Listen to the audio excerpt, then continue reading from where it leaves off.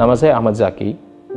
Saya adalah anak ketiga dari 6 bersaudara yang lahir di lingkungan suku Betawi, dan di sini saya akan memulai cerita saya. Saya lahir dalam lingkungan orang-orang Betawi yang memiliki stereotip sebagai orang-orang terbelakang, pemalas, dan gak bisa maju. Hingga pada akhirnya, orang tua saya mendobrak image tersebut dengan mereka berdua berhasil menjadi seorang sarjana, hingga menjadi dosen di salah satu universitas negeri di Jakarta. Saya dididik dan dibesarkan dengan orang-orang yang memiliki pendidikan yang tinggi dan di lingkungan akademisi yang juga agamis. Sebagai orang tua yang memiliki visi misi yang spesifik, mereka menerapkan pola didik yang sangat ketat pada anak-anaknya. Sampai banyak yang bilang, kami adalah anak-anak yang kurang main dan kurang hiburan. Saat kami kecil bersekolah, dan di sekolah dasar ini, kami bersekolah pagi hingga sore. Pagi di sekolah dasar, pada umumnya jam 7 sampai jam 12 siang. Lalu sore lanjut ke sekolah dasar Islam dari jam 13 sampai jam 17 sore. Dan begitu setiap hari. Selain itu saya hanya boleh menonton TV, malam minggu dan minggu pagi saja. Hari-hari lainnya hanya boleh menonton berita di TV. Ketatnya orang tua mendidik, sampai setiap hari kami tidak boleh pulang lebih dari maghrib, atau mendapatkan punish yang keras. Kalau nggak gagang sapu, ya gesper kulit. Saya sadar betul, orang tua memiliki peranan yang begitu kuat dalam pembentukan karakter saya ini. Hingga pada akhirnya, dengan sikon tersebut membentuk diri saya menjadi anak yang tidak manja, malah berusaha menjadi kuat dan mandiri.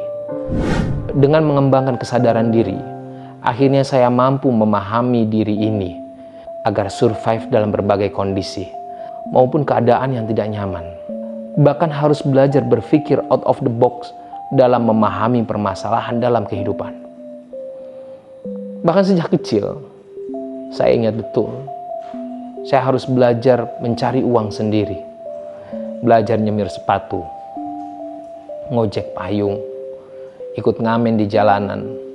Bahkan saat bersekolah saya punya usaha sablon. Termasuk jika saya berkonflik di luar rumah. Tidak pernah ada masalah di luar, saya bawa ke dalam rumah. Biasanya saya selesaikan di luar, bahkan tidak melibatkan keluarga ketika ada masalah. Saya ini berbeda. Ya, berbeda dengan saudara-saudara saya yang lain. Kecuali adik saya yang bungsu, karena dia special need, Down syndrome. Meski tinggal dalam kehidupan lingkungan akademis, di mana semua orang yang ada dalam rumah saya rata-rata sarjana, dosen, S1, S2, S3, saya malah memilih untuk memutuskan berbeda sendiri. Saya selalu berusaha memandang diri saya sebagai seorang yang mampu dan berharga.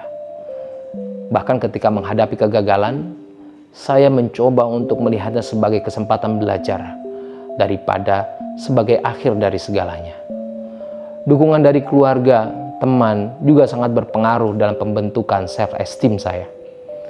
Saya ingat doa orang tua saya saat saya memilih kampus yang berbeda dari umumnya anggota keluarga ini memilih. Beliau bilang, "Nggak apa Zak, kalau kamu punya pilihan beda, insya Allah Zaki akan lebih hebat dari orang lain. Bisa keluar negeri, bisa jadi orang berhasil." Dan doa-doa itulah yang membuat saya termotivasi untuk membuktikan kepada orang-orang yang memandang saya sebelah mata. Alhamdulillah, belum sampai usia 35 tahun, saya sudah punya rumah, kendaraan, aset, bahkan bisa memberangkatkan orang tua ke tanah suci. Integritas, nilai, dan keyakinan adalah fondasi utama dalam pembentukan karakter yang kuat. Saya selalu berpegang teguh pada nilai-nilai seperti kejujuran dan keikhlasan. Papa selalu bilang ke saya agar ikhlas dalam beramal, tidak menyebut-nyebut kebaikan. Dan mama juga selalu mengingatkan kepada saya agar jujur saat berinteraksi dengan siapapun. Jangan sampai merugikan orang lain. Biar mereka jahat, kita jangan. Sejak kecil, orang tua saya selalu mengajak saya untuk aktif dalam kegiatan sosial. Mendatangi orang-orang tua, keluarga yang lebih tua, menyambung silaturahim. Itu juga yang mungkin menyebabkan jiwa sosial saya terbentuk. Maka saat ada tawaran untuk menjadi relawan dan turun membantu korban tsunami Aceh tahun 2004 silam, saya nggak pikir panjang. Dan saya ikut turun, meski salah satu konsekuensinya adalah saya harus drop out dari kampus di mana saya kuliah. Maka bicara tentang kerelawanan di dunia sosial, saya melihat ini adalah dua sisi mata uang yang tidak bisa dipisahkan.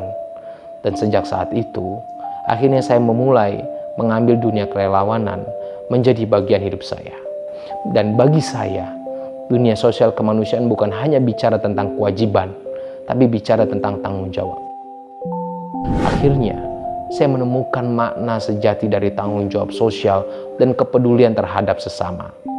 Menjadi relawan, mendampingi anak-anak jalanan, membersamai kaum duafa, dan berjuang bersama mereka adalah pengalaman yang memperkaya jiwa, memperkuat keyakinan akan pentingnya berkontribusi positif bagi masyarakat. Saya percaya bahwa setiap orang memiliki potensi untuk mengubah hidupnya dan meraih mimpinya, asalkan berani untuk berbeda dan tetap teguh pada nilai-nilai yang diyakini. Semoga kisah hidup saya ini bisa menjadi inspirasi bagi siapa saja yang melihat video ini untuk tidak pernah menyerah, agar terus berusaha menjadi versi terbaik dari diri mereka sendiri. Dengan segala keikhlasan dan kerendahan hati, saya persembahkan video ini sebagai pengingat bahwa setiap perjuangan, seberat apapun itu, akan selalu membawa hikmah dan kebaikan di kemudian hari. Barakallahu fikum.